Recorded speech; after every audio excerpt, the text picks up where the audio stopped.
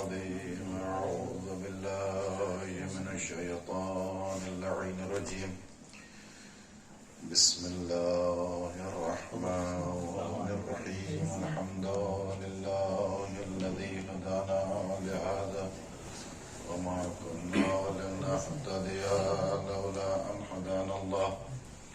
لقد جاءت رسل ربنا بالحق ثم الصلاة والسلام تحية والإكرام على النبي الأمي المكي المدني القرشي الهاشمي الرسول المصدق المصطفى الأمجد حبيب الله العالمين والشفيع المذنبين ورحمة للعالمين أبي القاسم مصطفى محمد.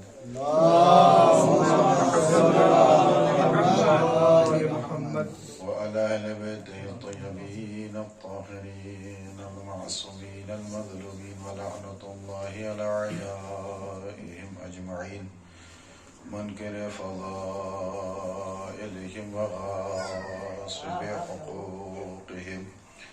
اللهم خص أنت ولا ظالم من لعن مني وابدأ به أولا ثم الثاني والثالث والرابع.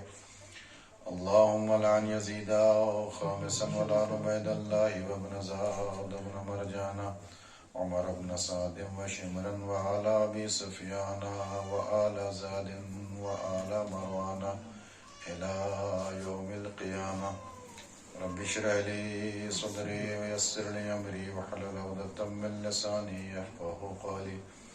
أما بعد فقد قال الله سبحانه وتعالى في القرآن الحكيم وأصدق الصادقين وقوله الحق. بسم الله الرحمن الرحيم. فاستبقوا الخيرات أينما تكونوا يأتي بكم الله جميعا. صلوات الله.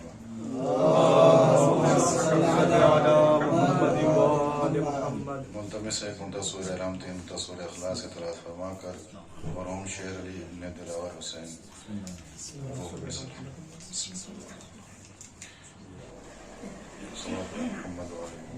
اللهم صل على محمد وآل محمد. قرآن مجید کے مقدس الفاظ ہیں جن کی تلاوت کا شرف حاصل کیا ہے. ایصال ثواب کی یہ مجلس منعقد ہے اسی حوالے سے سورہ بقرہ کی آیت مبارکہ ہے جس میں خداوند عالم تمام اہل ایمان کو نیکیوں کی طرف خیر کی طرف سبقت کرنے کا حکم دے رہا ہے. اور یہ سبقت اس لیے ہے کہ ہر مسابقے میں کچھ لوگ منتخب ہوتے ہیں. اس لیے یہ سبقت کہ انسان اپنے نیکیوں میں اور اچھائیوں میں جو سبقت کرے گا تو اس کو اس کے تقدم کے بنا پر اس کامیابی کے بنا پر انعام و تکریم سے نوازا جائے گا. قرآن مجید میں 3 اصحاب کا تذکرہ ہے، 3 گروہ کا تذکرہ ہے. اور اس آیت میں بھی ایک گروہ کا تذکرہ کیا گیا ہے جس کو ہم آخر میں آپ کی خدمت میں عرض کریں گے.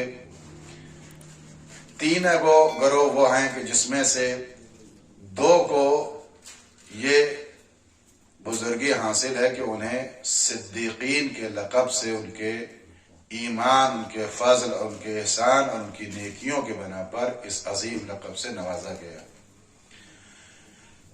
آخر اس گروہ میں اور ان افراد میں وہ کون سے نیکیاں تھیں، وہ کون سا کمال تھا کہ اللہ سبحانہ و تعالیٰ کی بارگاہ سے یہ لقب ان کے لیے مختص کیا گیا کہ وہ صدیقین ہیں. پہلا گروہ جن کو اصحاب انطاقیہ کہا جاتا ہے اور جن میں سے ایک عظیم بزرگ شخص کی جو انتخاب ہوا تو اس نے اپنے کمال، اپنے یقین اور اپنے استحکام، اپنے بزرگ ایمان کی مضبوطی اور استقلال کی بنیاد پر وہ مقام حاصل کیا کہ اللہ نے اس کے ایمان کی مضبوطی کو دیکھ کر اس کو صدیقین کا لقب عطا کیا کہ تم صدیق ہو۔ یہ لقب کب ملا؟ یوں ہی یہ لقب نہیں ملتا، قربانی دینی ہوتی۔ کسی بھی بزرگی امتیاز کو حاصل کرنا ہے تو انسان کو اس سے پہلے صبر کے مراحل کو طے کرنے ہوں گے، امتحانات دینے ہوں گے، اختبارات کے مراحل کو طے کر کے اس منزل کو پہنچا جائے، تب جا کر کے انسان کو کوئی بزرگی حاصل ہوتی ہے۔ یعنی فری میں کوئی محترم نہیں بنتا، توجہ چاہتا ہوں، یوں ہی کوئی محترم معظم نہیں بنتا، اور دنیا والوں کے احترام سے کوئی محترم نہیں بنتا۔ جس کو قرآن محترم کہے، جس کو اہل بیت محترم کہیں، جس کو اللہ کی آیتیں محترم کہیں، وہ محترم۔ ان اکرمکم عند اللہ اتقاکم، اس میں کھلا ہوا ہے، جو جتنا متقی ہوگا، جو جتنا اپنے دل میں خوف خدا رکھے گا، اتنا ہی مکرم ہوگا اللہ کی بارگاہ۔ جناب عیسیٰ نے، طولانی گفتگو نہ کرتا ہوں، جناب عیسیٰ نے اپنے دین کی ترویج اور ترسیم کے لیے دو لوگوں کو منتخب کیا، دو صحابیوں کا انتخاب کیا کہ جاؤ اور انطاکیہ ملک ہے، اس وہاں ہمارا پیغام پہنچاؤ، اور میں تمہیں اپنے معجزات سے سرفراز کرتا ہوں، جو کمالات اللہ نے ہمیں دیے ہیں میں تمہیں عطا کرتا ہوں، جاؤ اور میرا پیغام پہنچاؤ۔ دو سگے بھائی بعض روایت میں ہیں کہ وہ ہیں، اور بعض روایت ان کے حوارین میں سے تھے جناب عیسیٰ علیہ السلام۔ ان کو جناب عیسیٰ نے جو کچھ اللہ کی طرف سے معجزات ملے تھے، جو کچھ کمالات تھے، ان کو جناب عیسیٰ نے دے دیے۔ جناب عیسیٰ کے کمالات کیا تھے؟ مردوں کو زندہ کر دیتے تھے، بیماروں کو شفا عطا کر دیتے تھے، جس کو چھو لیتے تھے اسے شفا مل جاتی۔ بڑا کمال تھا اس زمانے میں جناب عیسیٰ علیہ السلام کے لیے۔ یہ سب ان کے اپنے دونوں کے حوالے کر دیا، جائیے تشریف لے جائیے اور ہمارا پیغام پہنچائیے کہ شرک سے دور رہو اور اللہ وحدہ لا شریک پروردگار عالم ایک رب ہے، اس کی عبادت کرو اور اللہ کے نبی کو نبی مانو۔ یہ دونوں آئے، جیسے ہی اس قریے میں داخل ہوئے تو ایک بزرگ ضعیف العمر شخص کو دیکھا، اپنی بھیڑیوں کو لیے ہوئے پہاڑ کی گودیوں میں موجود ہے۔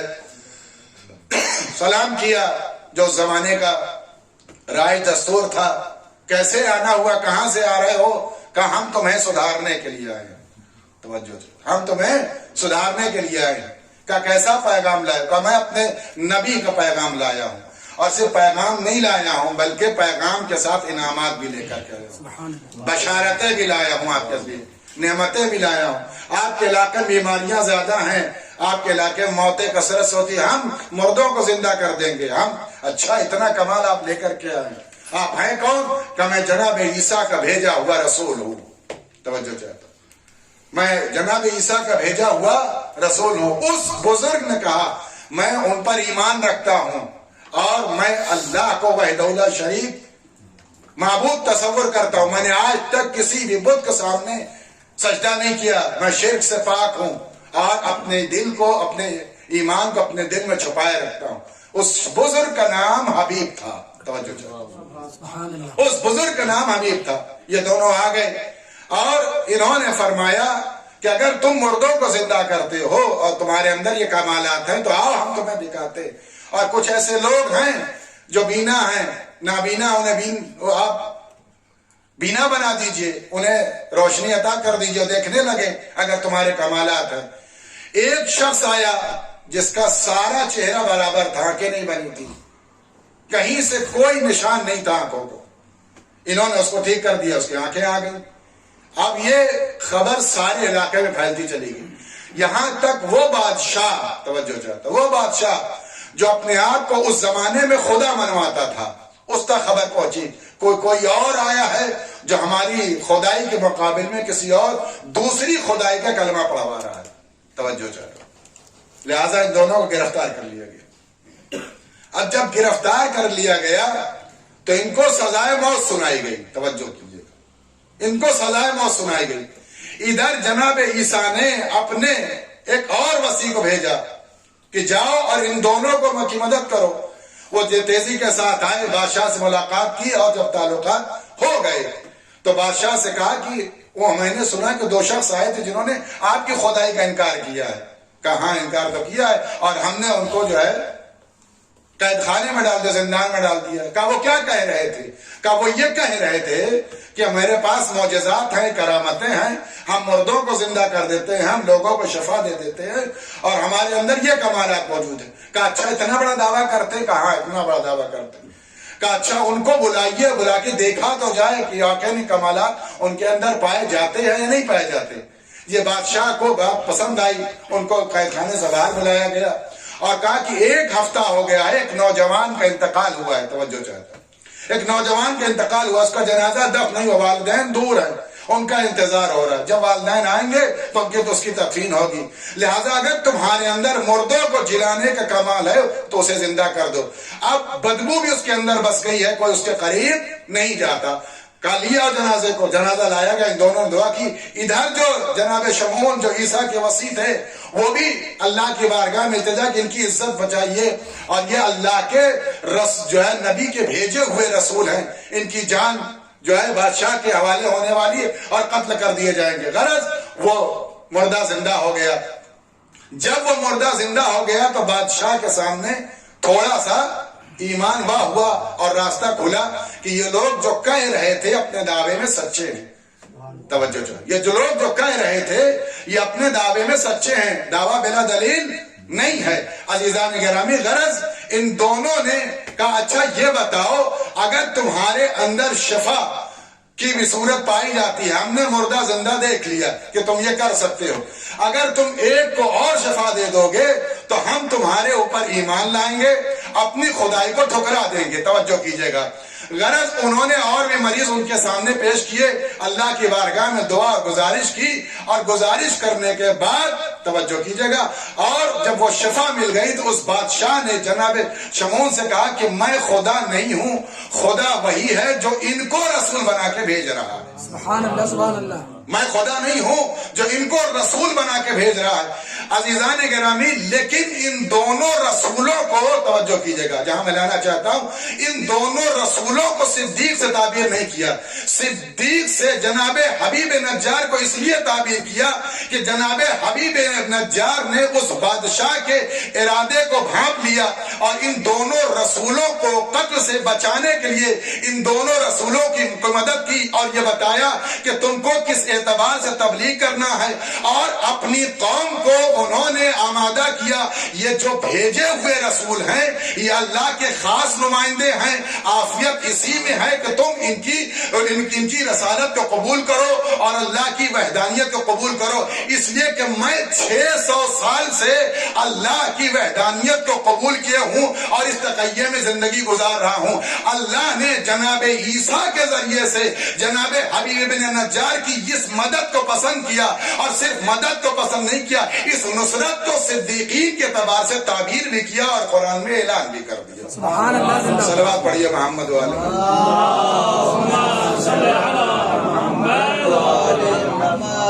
یہ ان کو مومن آل یاسین کہا جاتا ہے. قرآن مفسرین نے جناب حبیب نجار کو مومن آل یاسین کہا. کیوں؟ اس لیے کہ انہوں نے رسول کی رسالت میں اور اللہ کے بھیجے ہوئے نبی کے 2 رسولوں کی جان بچائی تھی. اس مدد کی بنا پر، اس نصرت کی بنا پر، اور اپنے ایمان کے استحکام کی بنا پر وہ کمال حاصل کیا جو اور لوگ نہیں حاصل کر سکے. دوسرا گروہ قرآن مجید کا مؤمن آل فرعون. یہ کون لوگ ہیں؟ یہ جناب حزقیل ہیں. جناب حزقیل کون ہیں؟ جناب حزقیل وہ ہیں کہ جو پوری زندگی، جنہوں نے 600 سال سے زیادہ زندگی گزاری ہے اور وزیر خزانہ ہیں فرعون کے.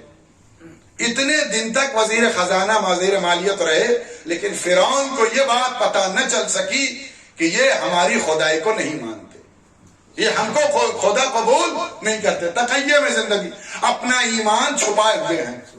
توجہ. لیکن 600 سال تک اللہ کی الوہیت کو چھپائے رہے، اس ایمان پر باقی رہے، اللہ نے ابھی بھی اس وقت بھی اتنے عرصے کے بعد بھی اس اہم ایمان کے استحکام اور اس بلندی پر بھی پہنچنے کے بعد بھی صدیق کا لقب جناب حزقیل کو ابھی عطا نہیں کیا. کب دیا؟ ملاحظہ فرمائیے گا کب عطا کیا. ان کی زوجہ بھی جناب سیانہ خاتون، میں نے شاید کسی مجلس میں اس کی سے مربوط ایک روایت نقل کی تھی، اس کو اس ضمن میں ہے پیش کرنا چاہتا ہوں. جناب حزقیل اور جناب حزقیل کی زوجہ یہ دونوں فرعون کے دربار میں کام کرتے ہیں. بعض روایت میں امام رضا علیہ السلام نے فرمایا کہ یہ فرعون کا چچا زاد بھائی تھا، دوسری روایت میں ہے کہ یہ خالہ زاد بھائی تھا. غرض یہ کہ روایت کئی ہیں اور تمام روایت کے قرائن سے پتہ چلتا ہے کہ اس کے قبیلے اور خاندان سے اس کا شمار ہوتا تھا. لیکن اس کے باوجود بھی جناب حزقیل اس زمانے میں بھی توجہ جناب موسیٰ کے زمانے میں پیغمبر اسلام تک کی نبوت کے اقرار کرنے والوں میں سے تھے. آپ ملاحظہ فرمائیں اس قدر مستحکم ایمان تھا. جناب سیانہ ان کی زوجہ محترمہ فرعون کی بیٹی کی آرائش گر تھی، ان کے بالوں کو سنوارتی تھی. بال سنوارتے سنوارتے کنگھی ہاتھ سے گری. جب کنگھی ہاتھ سے گری تو فوراً ہاتھ بڑھایا اور بسم اللہ الرحمن الرحیم کہہ کے کنگھی کو اٹھا لیا. فرعون کی بیٹی متوجہ ہوئی، اس نے کہا کہ تم نے ہمارے بابا کی حمد و ثنا کی ہے. کہا نہیں، میں نے تمہارے بابا کی حمد و ثنا نہیں کی، جو تمہارے بابا کا مالک و خالق اس کی حمد و ثنا. کہا اس کا مطلب یہ کہ تمہارے بابا کی خدائی کو میں جھوٹیوں تلے رکھتی ہوں، میں اس خدا کی کا اقرار کرتی ہوں، اس مالک کی جو پوری کائنات کا خالق و مالک و رازق ہے. میں تمہارے بابا کی خدائی کو نہیں قبول کرتی. دوڑی ہوئی فرعون کی بیٹی فرعون کے پاس آئی کہ تم نے جس کو ہماری خدمت کے لیے رکھا ہے وہ ہماری آپ کو خدا نہیں مانتی اور ہمارے عقیدے سے منحرف ہو چکی ہے. کا بلاؤ، دربار میں پیش کر دیا گیا. جناب سیانہ کو جب پیش کیا گیا کہ تم جانتی ہو کہ ہمارے ہاں ہماری خدائی کے انکار کرنے والے منکر کی سزا کیا ہے؟ کا سزائے موت. کہاں سزائے موت تو ہے، لیکن تم نے اتنے دن تک ہمارا نمک کھایا ہے، لہذا تمہارے لیے سزا اور سنگین ہوگی. توجہ چاہتا ہوں. صبر، استقلال، بردباری، حلم انسان کو اور ٹھوس بنا دیتا ہے. جتنا لوہا جلتا ہے اتنا ہی کھرا بنتا ہے. جناب سیانہ نے سے کہا کہ ہم تم کو آزمائیں گے اور اس آزمائش سے اگر تم باہر نکل گئی اور تم نے ہماری خدائی کا اقرار کیا تو معافی ملے گی، ورنہ تمہیں بھی قتل کر دیں گے. کا منظور ہے جناب سیانہ کے دو چھوٹے چھوٹے بچے اور ایک گود میں. آگ روشن کر دی گئی، تندور جلایا گیا اور دونوں بچوں کو جناب سیانہ کے سامنے نظر آتش کر دیا. توجہ چاہتا. نصرت، امام کی نصرت، نبی کی نصرت، نبی کے دین کی نصرت، اللہ کی نصرت اگر کوئی واقعاً کرتا ہے تو اللہ اسے اس زمانے میں زندہ رکھتا ہے. جناب سیانہ کے دونوں بچے نظر آتش ہو گئے. گود میں بچہ کہ اس کو بھی گود میں ڈال دو. توجہ کیجئے گا، اس کو بھی اس آگ میں ڈال دو. جیسے بچے کو چھینا گیا، ادھر جناب سیانہ نے دو بچوں کو جلتے ہوئے دیکھا تھا. اب ایمان ہے، مامتا لرزنے لگی. توجہ کیجئے گا، مامتا لرزنے لگی. لیکن عزیزان گرامی، جب مستحکم مومن ایمان کے اس اعلیٰ مقام پر ہوتا ہے تو مددگار کوئی ہو نہ ہو، پروردگار ضرور مددگار ہوتا ہے. اور جس کا مددگار پروردگار عالم ہو تو کسی اور مدد کی اس کو کوئی ضرورت نہیں ہوتی. عزیزان گرامی، جیسے بچے کو آگ میں پھینکا گیا تو فوراً بچے نے کہا یا امی اسبری انکے علی الخیر، اے میری ماں صبر کر لے، آپ خیر پر ہیں. وہ کمسن بچہ جو گہوارے میں بول نہیں سکتا تھا، اپنے ماں کی اس صبر کی تائید کر کے بتا دیا آپ بھی خیر پر ہیں اور ہم بھی خیر پر ہیں. صلوات پڑھیے محمد و آل محمد.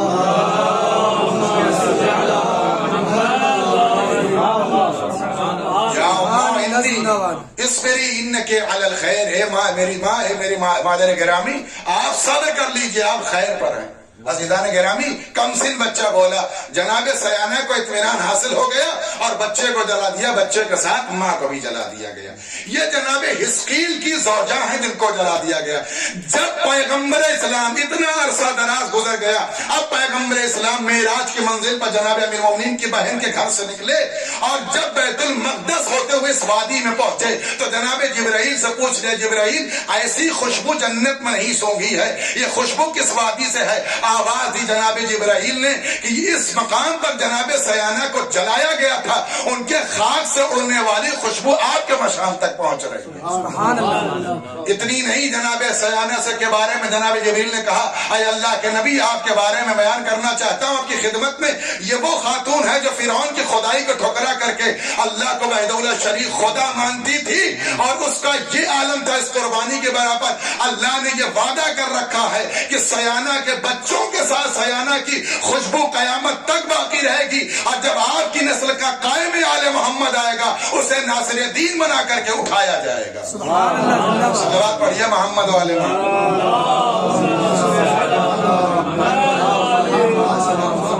یہ جناب حزقیل کا پریوار ہے۔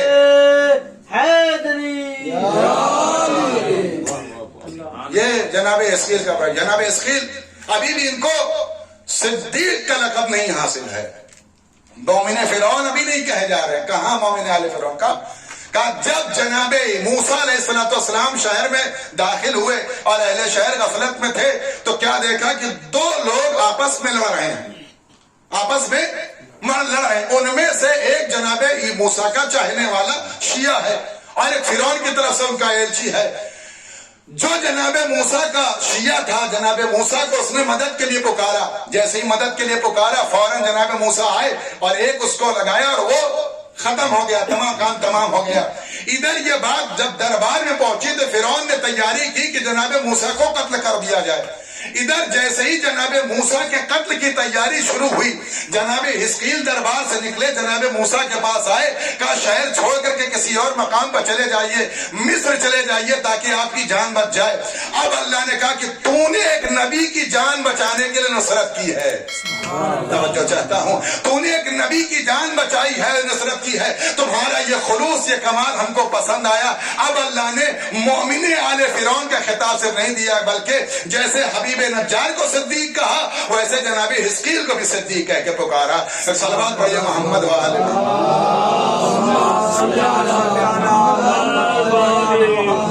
یہ انبیاء کی بارگاہ سے منتخب اصحاب تھے جو اپنے ایمان کے استقلال اور استحکام کی بنا پر کمالات پا رہے تھے۔ پیغمبر اسلام کا زمانہ ہے، امیر المومنین بیٹھے ہوئے ہیں، اصحاب پیغمبر بھی بیٹھے ہوئے ہیں، بڑے صاحب بھی موجود تھے۔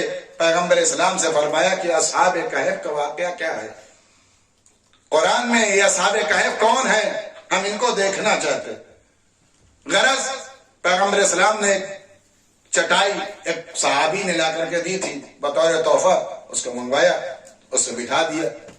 پہلے صاحب بیٹھے مولا علی، جناب وزر غفاری اور جناب سلمان فارسی بیٹھ گئے، اور اب ساتھ امیر المومنین کے کہنے پر جیسا جیسا پیغمبر اسلام نے امیر المومنین کو تعلیم فرمائی تھی، آپ نے ویسے ہی اس بساط کو آمادہ کیا اور بساط وہاں پہنچی۔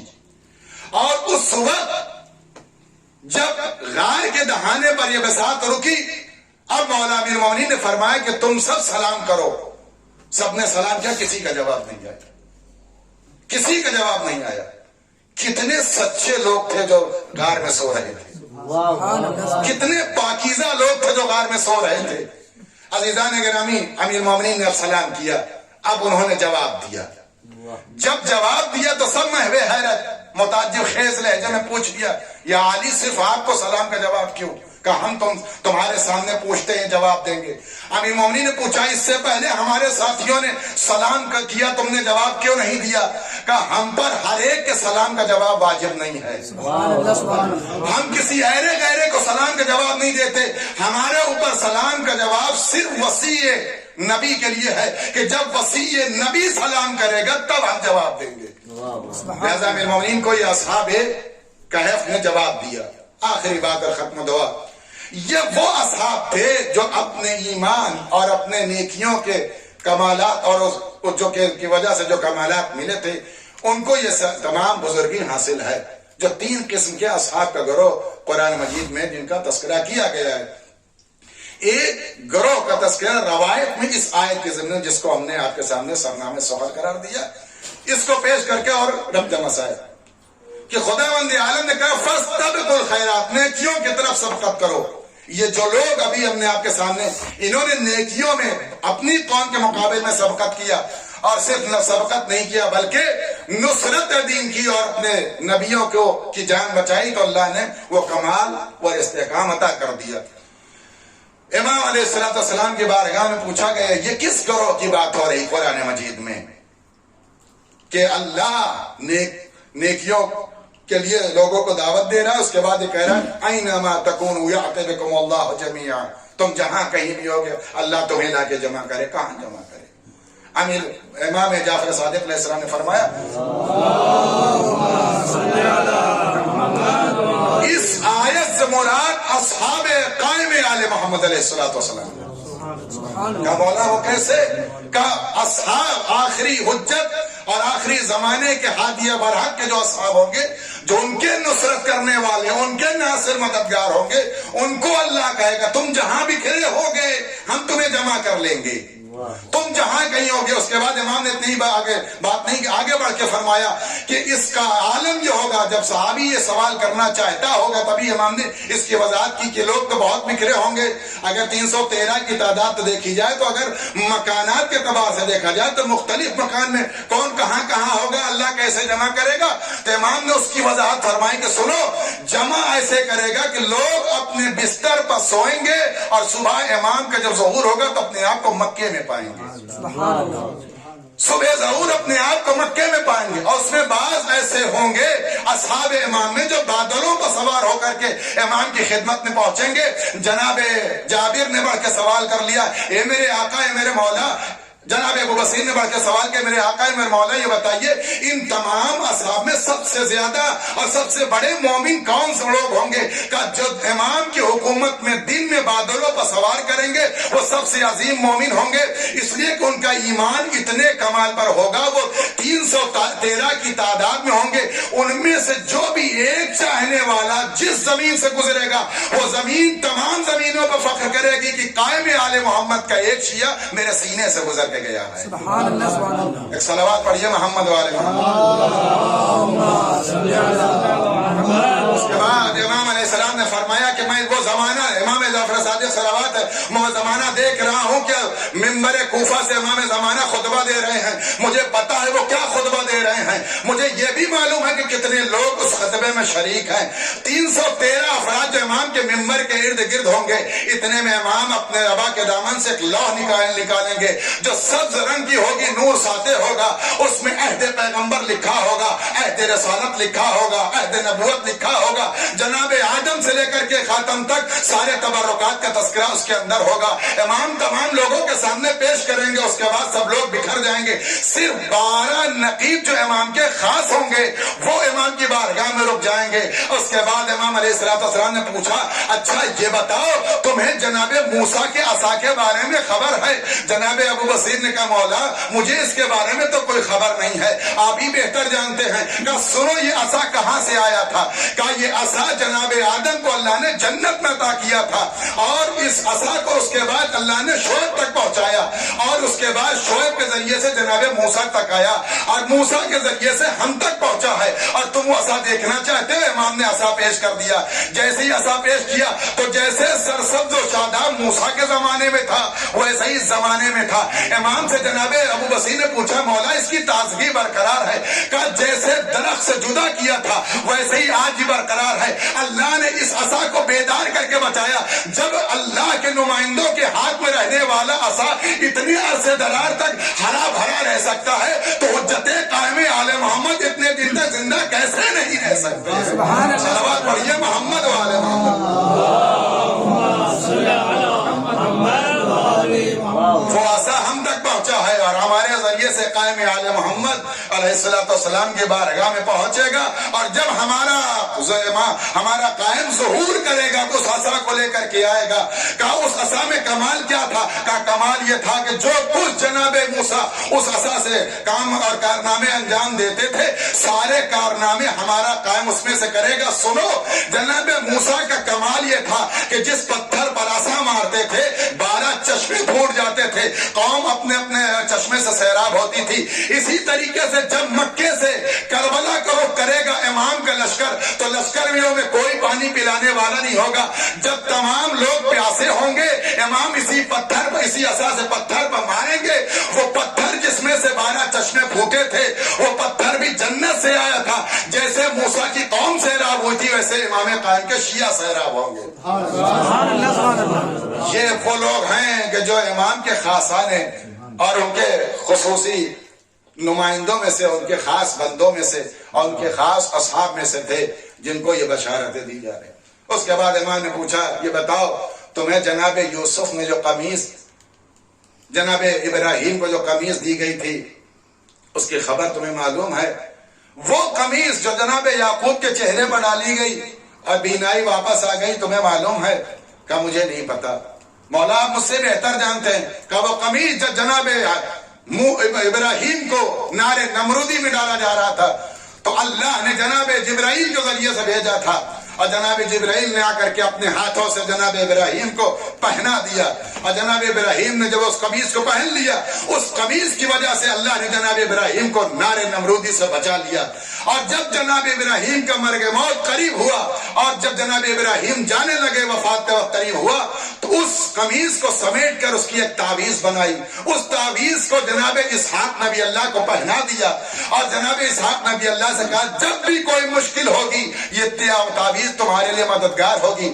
آخری عمر تک جناب اسحاق اس قمیص کو پہنے رہے، اور وہ قمیص نسلاً بعد نسلیں ایک ایک نبی کے ساتھ ہوتی ہوئی ہمارے قائم تک آئے گی۔ اور جب میرا قائم آئے گا، جو جیسے سارے تبرکات لائے گا، ویسے یہ بھی تبرک لائے گا۔ اور سنو، اس قمیص کا کمال یہ تھا کہ جناب یوسف نے جیسے مصر میں اس قمیص کو کھولا تھا، تو فوراً اتنی دور بیٹھ کر کے جناب یعقوب نے خوشبو یوسف کی محسوس کر لی تھی۔ عزیزان گرامی، یہ وہ تبرکات ہیں جو تمام انبیاء کو سمیٹ کے دیے گئے تھے، اور تمام انبیاء کے تبرکات کو جمع کر کے قائم آل محمد علیہ السلام کو دیا جائے گا۔ ایک صلوات پڑھیے محمد۔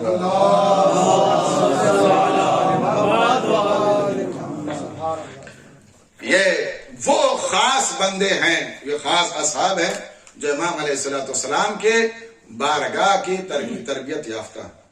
یہ 313 کے تاجات جو بیان کیجئے، بہت مخصوص لوگ ہوں گے جن کے لیے روایت میں کیے اس زمین پر امام کی حکومت میں جا بجا مقامات پر حاکم بنائے جائیں گے۔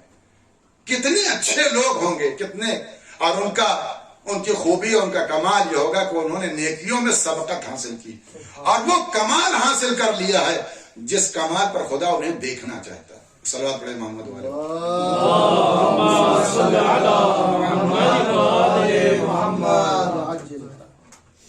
لہذا جو بھی اس کمال اور بزرگی تک پہنچا ہے، اس نے پہلے قربانیاں دی ہیں، پہلے صعوبتیں مشکلات برداشت کی ہیں، اس کے بعد اس منزل تک پہنچ پایا ہے۔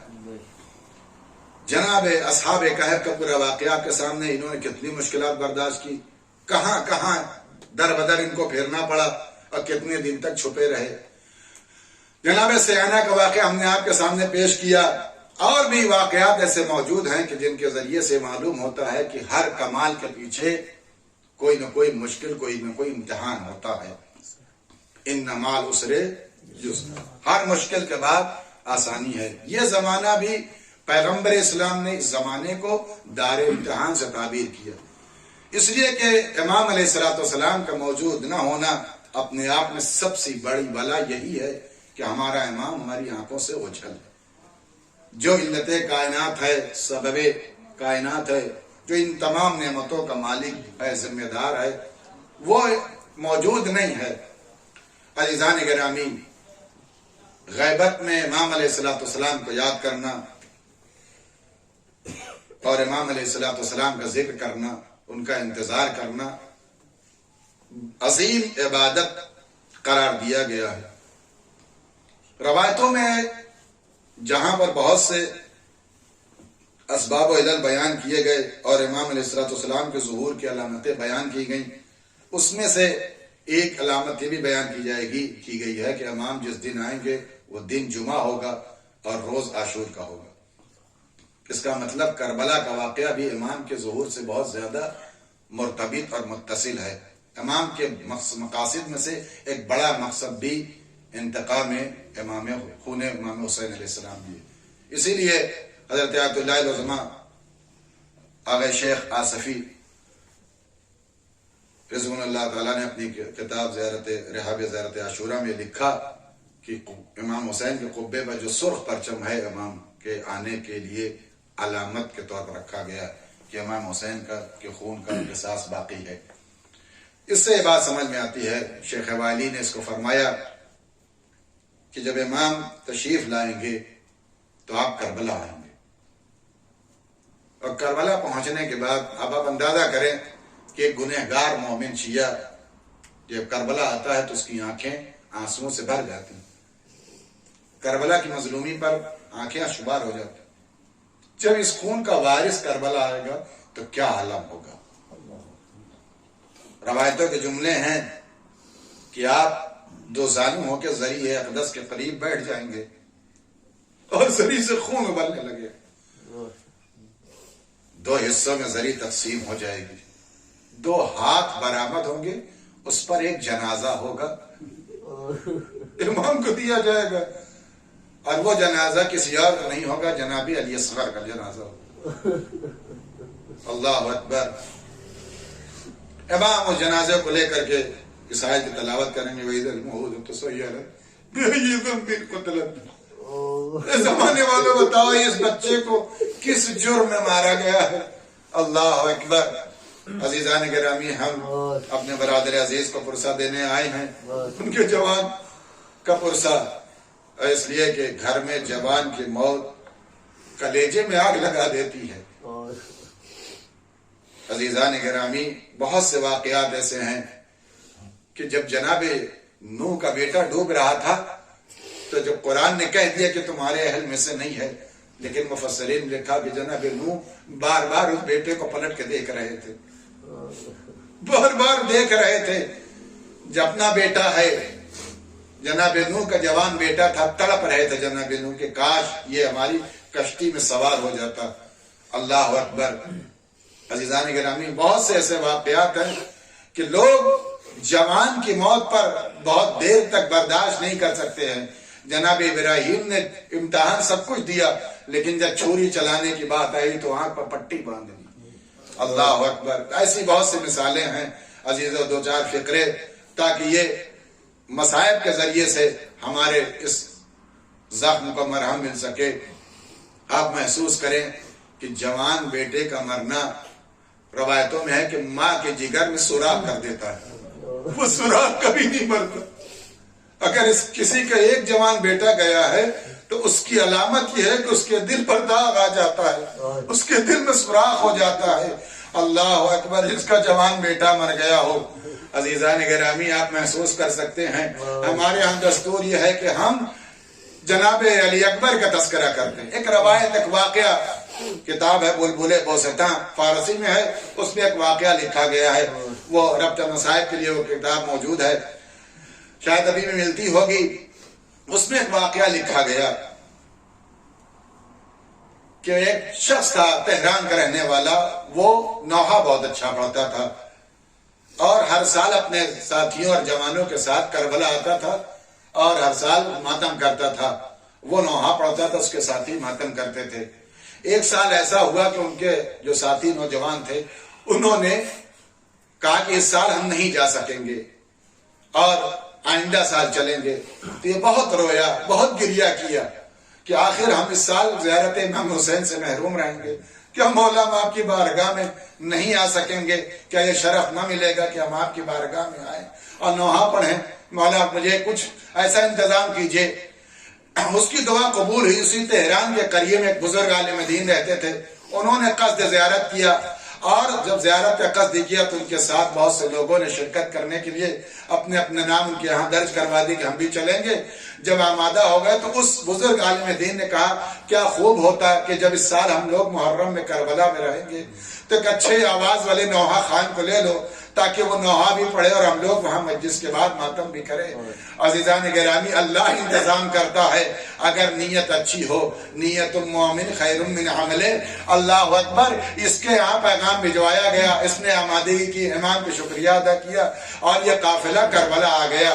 اپنی تمام ضروریات سے فارغ ہونے کے بعد جب یہ لوگ زری کے قریب آئے تو طے یہ ہوا کہ آج کی شب ہم زری کے پاس کھڑے ہو کر کے رات بھر ماتم کریں گے, تم نوحہ پڑھو گے. مجلس شروع ہو گئی. جب نوحہ پڑھنے کی بات آئی تو اس نے اپنی ڈائری کو امام کی زری کے قریب کیا اور ایک جملہ کہا, مولا ہر سال میں اپنی مرضی سے آتا تھا, آج چونکہ اس مرتبہ آپ نے بلایا ہے اے مولا اس میں سب کے حال کا نوحہ ہمیں کم و بیش موجود ہے. آپ کو جو نوحہ پسند ہو وہ نوحہ نکل آئے. میں آپ کے نام کو اس زری سے مس کر کے بسم اللہ کہہ کے آپ کے نام سے ڈائری کھولتا ہوں. اس نے جو بیاض کو وا کیا اور کھولا تو جناب علی اکبر کا نوحہ نکلا. اس کے سمجھ میں آ گیا کہ حسین کو سب سے زیادہ محبت جناب علی اکبر سے تھی. اللہ اکبر. عزیزو یہ قرآن روایت سے بھی مل جاتے ہیں کہ جب جناب علی اکبر رخصت ہو رہے تھے تو کسی شہید کے جانے پر امام حسین نے مشیت کو گواہ نہ بنایا, لیکن جب علی اکبر جانے لگے آواز بھی پروردگار اب میں اسے بھیج رہا ہوں جو رفتار میں گفتار میں تیرے رسول سے مشابہ ہے. اللہ اکبر.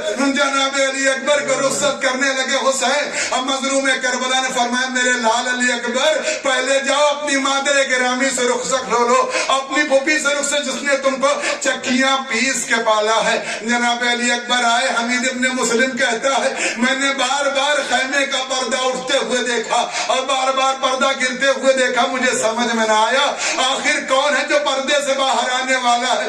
میں نے جب قریب جا کے دیکھا ایک خوبصورت جوان جیسے کالے بادل سے سورج طلوع ہو رہا ہو یا چاند طلوع ہو رہا, اس عالم میں جناب علی اکبر باہر آئے اور بیویوں نے آواز دی اے ہم شکلے پیغمبر کہاں جا رہے ہو. اللہ اکبر. جناب علی اکبر باہر آئے.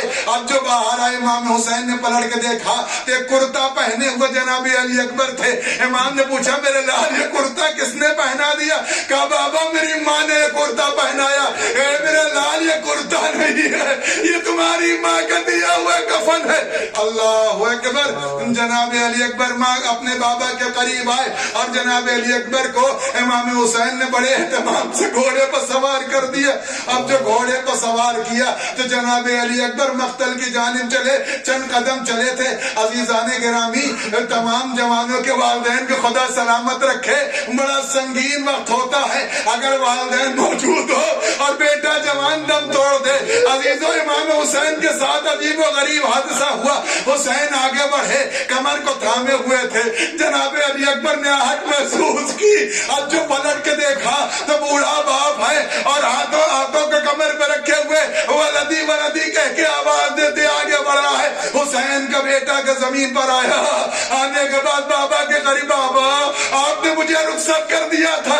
جناب علی اکبر کے چہروں کو دیکھ کر فرمایا اے میرا لال علی اکبر کاش تم بھی صاحب اولاد ہوتے تو مجھ سے یہ سوال نہ کرتے.